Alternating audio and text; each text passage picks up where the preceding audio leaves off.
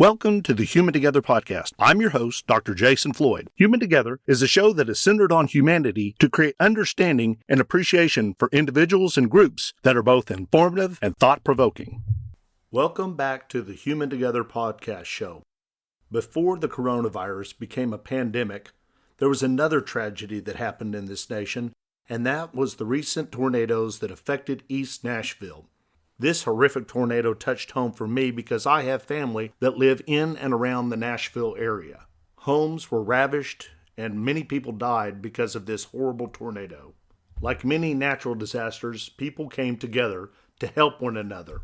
And in a unique Nashville way, music helped as part of the tornado relief. Musicians came together amongst the rubble to provide a sense of hope and peace of mind for residents who have been affected greatly by the tornado. My cousins, Paul and Dorothy Craig, were especially hit hard by the tornado as their house and neighborhood was damaged. In the early days after the tornado, my cousins posted a video of a band playing in their neighborhood. Amongst the broken glass, the twisted vehicles, and litter strung everywhere, a band played to bring joy to the local residents. One of the bands was Catfish Seminar, who I've invited to be on the show today. I'm joined today by Andi Jane and Craig Anderson of the Nashville-based band Catfish Seminar. Welcome to the Human Together podcast. Attention was brought to your band because you recently played at one of the tornado-damaged sites in East Nashville shortly after the storms. What compelled you to play in Nashville neighborhoods after the neighborhoods were ravaged by the tornadoes? Yeah, well, we both, after the tornado hit, we wanted to go out there and help any can. So we started going out and bringing out snacks for people. Day one, brought out some snacks. The next day, we brought some hot coffee for folks. And then on the third day, we were doing the same thing, bringing out coffee at night, And then Craig found in the rubble. So literally this guitar was laying in a pile of brush on Holly Street. It was right there on the street. As you can see, it's just completely destroyed. And I was basically carrying it like this, like a little baby, trying not to let it disintegrate. Just, sad that somebody had lost their guitar. And so Andi walked up to a house on Holly with a pitcher of coffee and snacks and everything she had with, and asked them if they'd like a cup of coffee. And they're like, no, we're good on that, but we could take a song though. And I showed them this guitar and I was like, well, this thing probably won't hold a very good tune.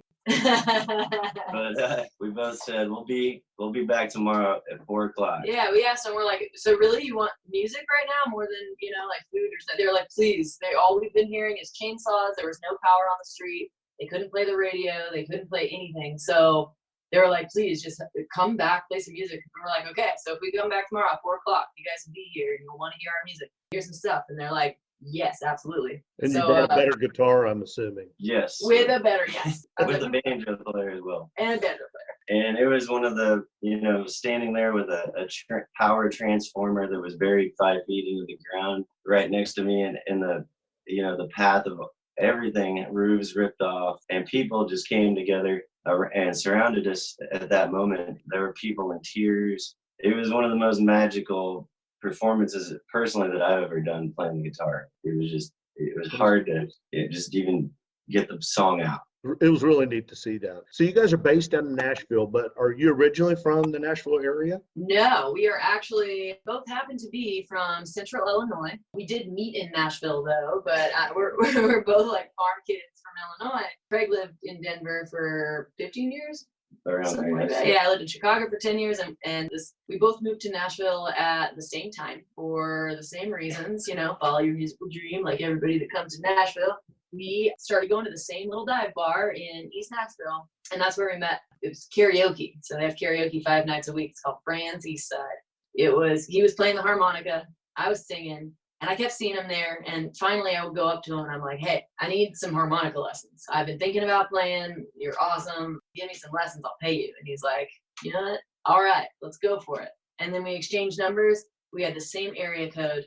Turned out we were from the same strip of farmland, not an hour away from each other. So it was kind of cool, kind of magical. That's karma, isn't it? Yeah. Right. We drank the same water from the same well, as we told her. That's great. Tell me about your music. How would you describe the type of music you perform? I would say, I like to tell people songs for the people. I grew up learning Bob Dylan, folk songs, that type of thing. Andy Jane has the inflection of Loretta Lynn country style, being both from the heartland of America, country. So, I mean, you could call it country. I call it kind of. I tell people, listen to it, But we have jazz, inflection, blues, pop, all the above. I would say if Bob Dylan and Stevie Nicks had a baby that grew up on classic country, they would be making the music that we make. That clears anything up for you. Probably does. It's a tough question. We'll find out at the end. What's in the name Catfish Seminar? How'd you come up with the name? Well, it's the story of where the origin of Fran's East Side karaoke. So Terry Taylor, our original bass player at the time, for some reason, we were doing karaoke and he got up on the mic and he said, "Come on down for the Catfish Seminar, everybody. We're going to teach you everything you know about catching catfish." And so for some reason, all of us were there and we just kept going with it. Sam, who was the karaoke DJ at the time, he would also announce that. And then so Terry... It became a meme of ours in France. Like everybody, it was just our little group. It was our kind of inside joke. Nobody really knew what it meant. Including us. Yeah, exactly. Yeah. We're all like, if there's time to kill and you're on the microphone, it's, "All right, everybody, now the Catfish Seminar is this Friday at 4 o'clock. Don't you miss it. Come on down to France. I'll see you there." Right. Talk about until the song starts. Just ramble on. Yep. So then we started jamming together, right? And this old guy, Terry Taylor, he's like, 66 years old, I think, long white hair. He is a true character.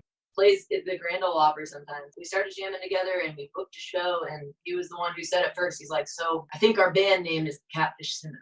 We threw it up against the wall and it stuck. I was in Denver in a band called Echelon, and you can never, a band name is impossible, basically. The hardest part about being in a band is deciding a band name, believe me. Right. So we got lucky with that. It is serendipitous. It is just the way that, I can't even explain it, how we met. We cranked out 40 songs in about a year and a half together, co-writes, and we're recording a record and our first album in Muscle Shoals. We're down to the mixing and editing process, and we're hoping to have that out by the.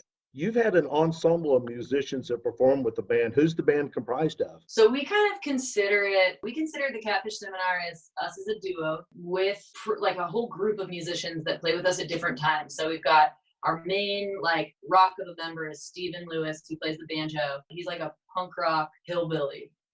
He's covered in tattoos, long dreads, plays the banjo like a beast. And then Kat McDonald, she's this fiery little redhead fiddle player. She plays with us a lot. We've got Adam and Maul. They're two brothers from Tupelo, Mississippi. They've been playing with us recently. We've got Kyra Currington. She plays the drums with us sometimes. Andrew, Pastor Lonnie, as he goes by sometimes. Thomas, he plays with us. Billy Leuven, grandson of Ira Leuven, of the Leuven brothers. He plays the mandolin with us sometimes, which is cool. Frederick Weathersby on the trumpet. He played with the B.B. King All-Star Band. Yeah. Mary Rogers plays the big old Barry sax. Marion or Barry, that's always exciting. Are any of these individuals going to be on your upcoming album? All of them. Nice.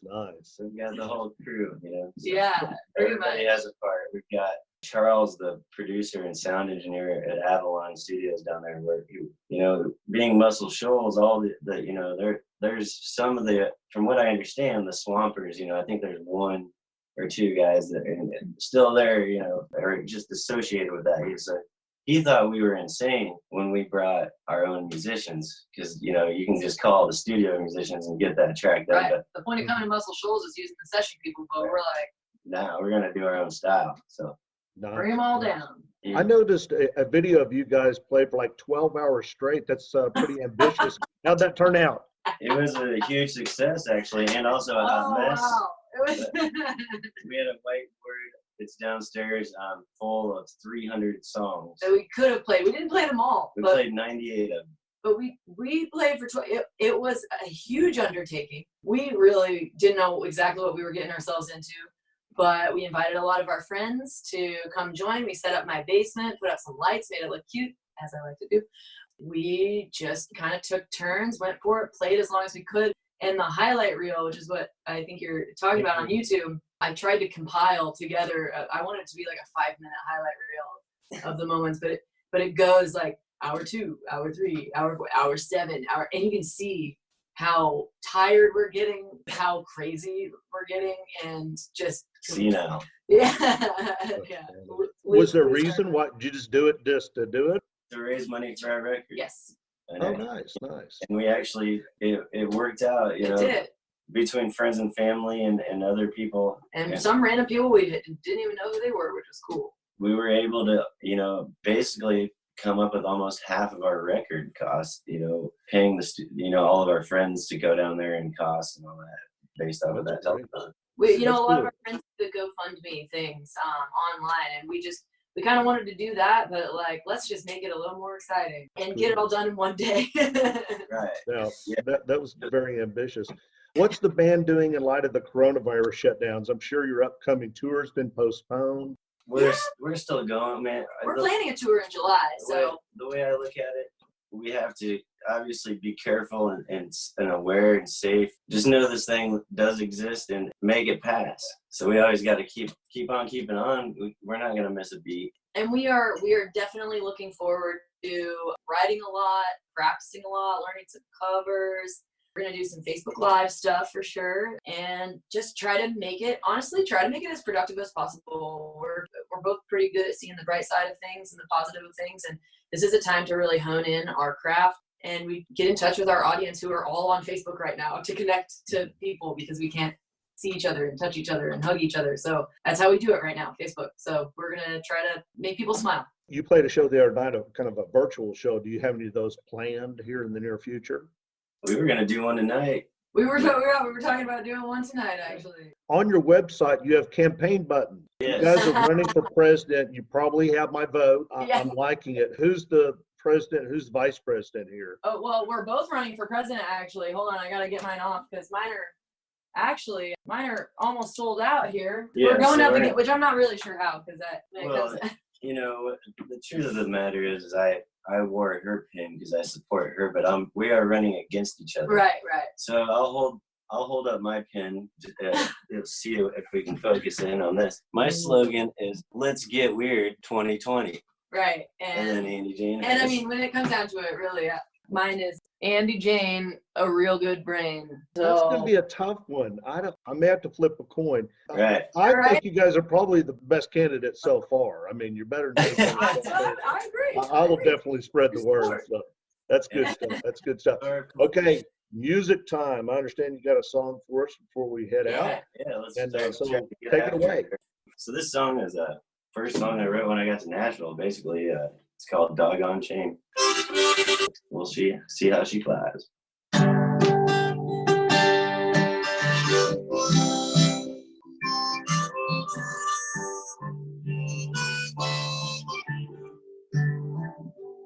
We miss summer, we miss spring. You left me stranded in the cold dark rain, stuck in Nashville, all alone, with an empty bottle and a long drive home. 'Cause I don't love you anymore. It seems like I'm walking through a broken door. My heart's bleeding, lying on the floor.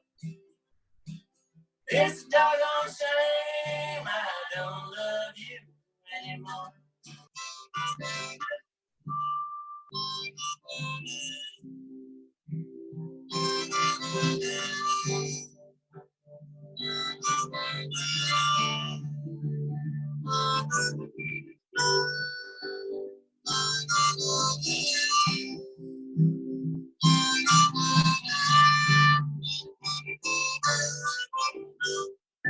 Well, it seems our love now is a broken man. It's a doggone shame, babe, that we lost this race.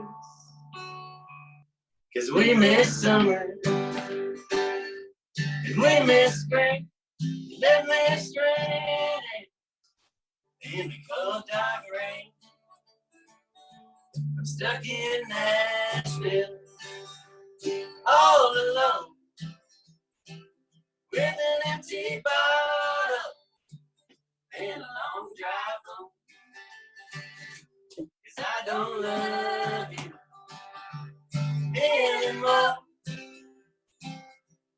Seems like I'm walking through a broken door.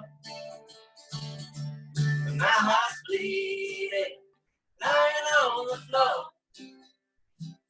But it's a doggone shame I don't love you anymore. It's a doggone shame I don't love you. I don't love you anymore. Awesome. Thunderous applause. Thank you so much. Well, I appreciate you guys being on the show. Once you do get back on tour, I'd love for you to come to my hometown, Yukon, Oklahoma, home of Garth Brooks. We're newly obsessed with Garth Brooks, by the way. This is the place to be. Where can people find out more information about your upcoming album and forthcoming tour? Absolutely. So our website is www.catfishseminar.com. We have all of our tour dates there. We have videos that you can watch, links to our Instagram, our Facebook, our YouTube. We would love if you followed us on Facebook and Instagram. All of that, catfishseminar.com is the one link that'll get you everywhere that you need to go. Absolutely great. Thank you again for being on the show. Thank you, Jason, for having us. Bands such as Catfish Seminar offer us musical hope. Whether we are recovering from a devastating tornado or fighting off the pandemic coronavirus, music reminds us that we're all in this together, coming together as one people to overcome the obstacles in life and to continue the journey to become human together.